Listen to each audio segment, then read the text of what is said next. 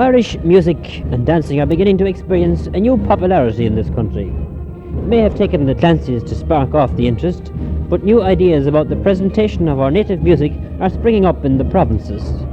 This is particularly so in Kerry.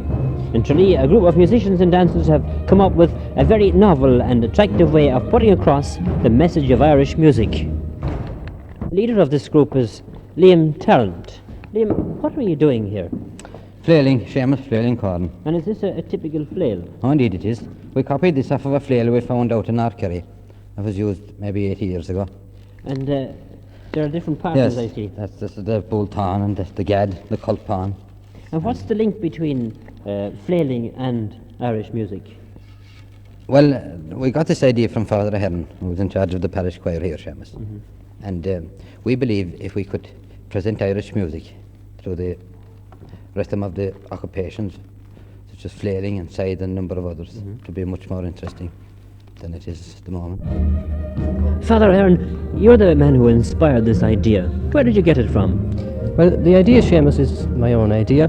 I've had it in my mind for a long time. I've always been interested in the Irish traditional music and song, but I've often thought it a pity that a lot of our traditional Irish customs and occupations, which are no longer now seen or used in the Irish countryside, I've thought it a pity that they shouldn't be made to live and survive in some way for the younger generations.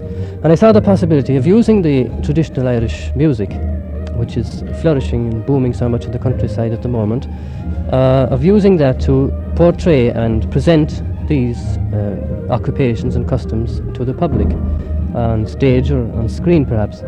I'm thinking of occupations now, such as the one we're doing here at the moment.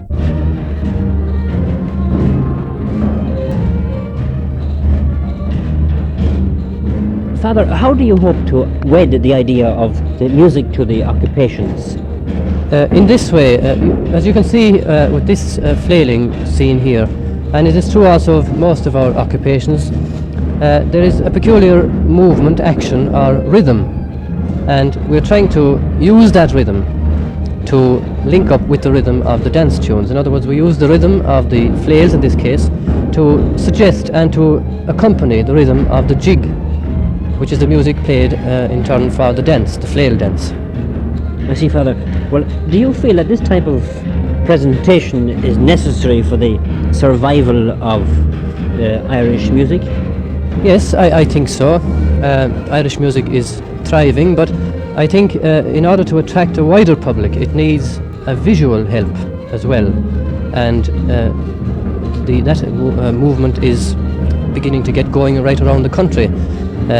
Cabaret groups have been set up in most counties, and competitions are organised for these groups, and they help to bring out the best in this line of giving a visual presentation to the dance music.